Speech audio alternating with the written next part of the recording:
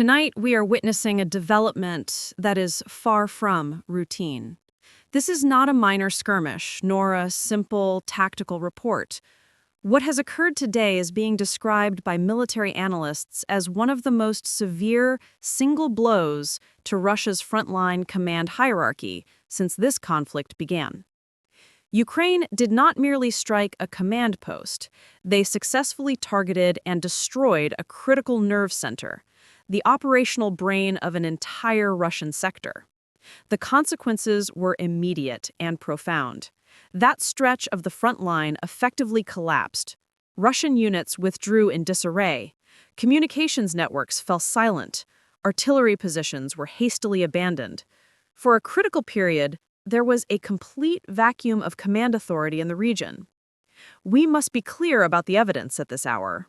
Official full-motion footage of the strike from Ukrainian sources has not yet been released, a standard practice during ongoing operational exploitation of such an advantage. However, our analysis is built on verifiable data.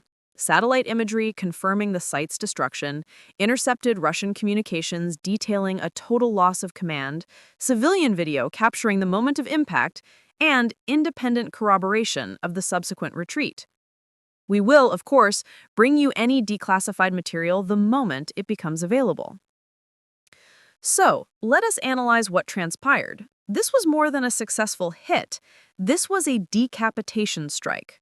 Russia has lost the central hub that coordinated artillery, reconnaissance, drone operations, logistics, and tactical decision-making for a major operational sector.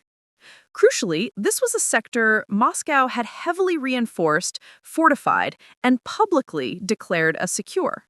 In conflict, however, perceived stability can be shattered in an instant.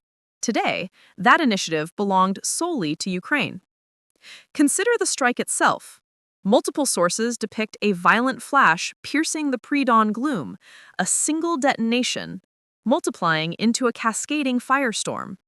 Where a complex of reinforced bunkers once stood, there is now a vast crater. The seismic shockwave shattered windows in surrounding villages. The blast plume ascended hundreds of meters. This was no minor hit on a storage depot or a vehicle.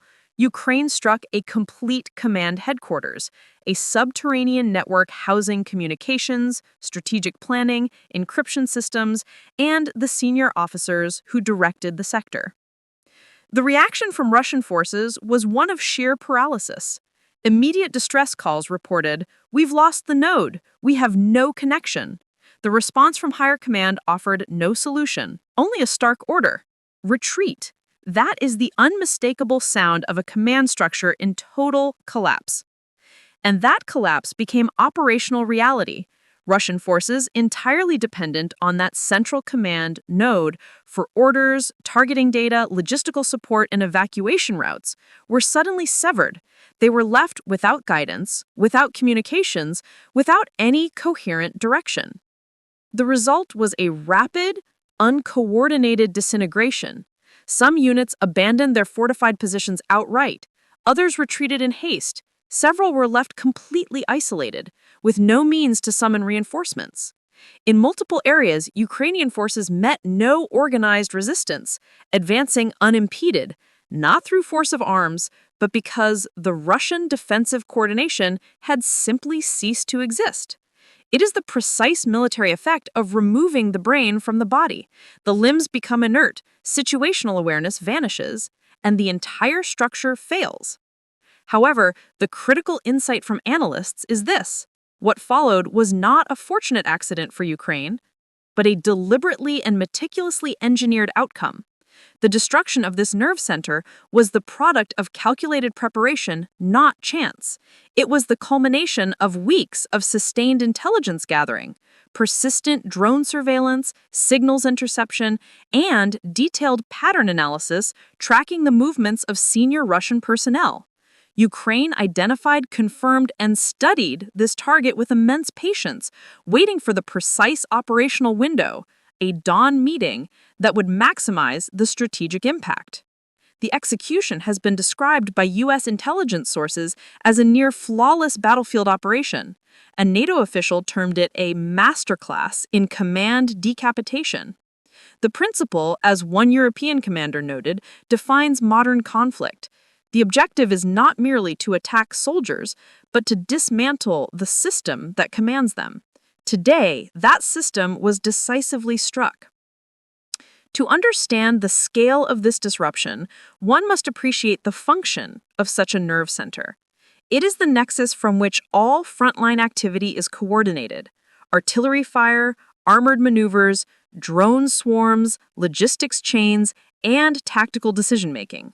Its control means control of the battle. Its destruction induces paralysis across the entire sector. The evidence of that paralysis was tangible. Artillery batteries, active just hours before, fell silent. Drone feeds to Central Command were severed. Armored columns, lacking refueling instructions, sat idle. Infantry units, cut off and unsupported, either held static positions in confusion or deserted them. Ukrainian troops, upon moving forward, documented scenes of abrupt abandonment, trenches littered with equipment, personal effects left behind, radios discarded, and vehicles still warm from their engines. As one Ukrainian commander starkly put it, this was not a tactical retreat, it was a rout. This is the definitive signature of a command structure in total collapse. To fully appreciate the significance of this collapse, we must first consider Moscow's original strategic objective in this sector. The Kremlin was engaged in a significant consolidation effort, not a major offensive, but a deliberate campaign to stabilize and fortify its defensive lines ahead of the winter. This involved the quiet rotation of elite units into the region, the systematic stockpiling of ammunition, the deployment of advanced reconnaissance drones, and the construction of extensive new trenchworks and fortifications. This sector was intended to be a showcase of Russian resilience and control. In a matter of minutes, Ukraine tore its operational heart out. The ramifications of this are profound, extending far beyond the immediate tactical setback. Politically, it constitutes a severe exposure of Russian vulnerability at a moment when the Kremlin is deeply invested in projecting an image of unwavering strength. President Putin has consistently asserted the solidity of Russian lines, the efficiency of its command, and the effectiveness of its overall strategy. Today, a single precise Ukrainian operation has shattered that narrative. The reaction from typically loyal Russian military bloggers, a key domestic audience, has been one of unvarnished fury. Their published comments ask, "How could they lose the command hub? This is catastrophic," and demand, "Who allowed this to happen? Where was our air defense?"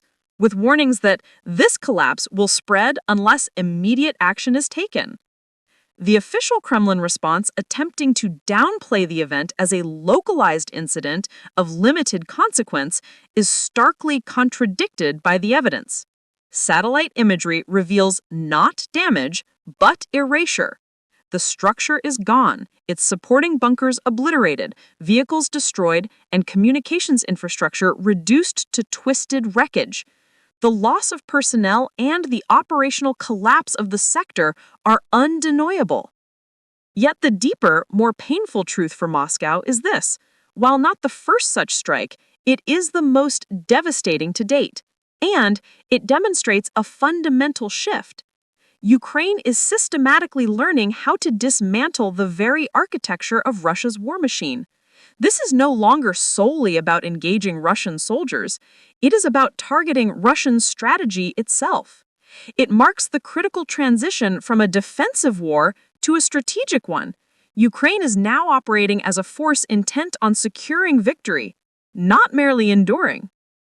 From Kiev's perspective, this moment is a calculated demonstration of a core strategic principle. Ukrainian command understands that to counter Russia's numerical advantage, it must dismantle the enemy's command and control framework. Soldiers can be replaced, artillery pieces can be replaced, even tanks, albeit with greater difficulty, can be replaced.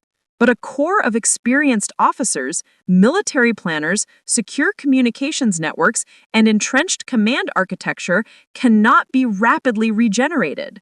Ukraine has deliberately struck at what Russia cannot easily replenish.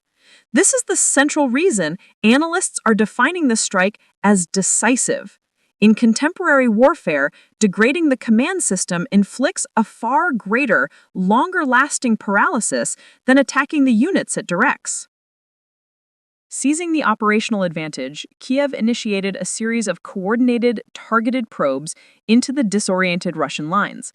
These were not broad front offensives, but calculated, precise advances into areas where enemy units, bereft of leadership and cohesion, could mount little effective resistance. Ukrainian forces secured hundreds of meters of terrain in several locations, consolidating abandoned trenches and capturing equipment left in the wake of the Russian withdrawal. While the territorial gains are tactically measured, their strategic value is significant. They forcibly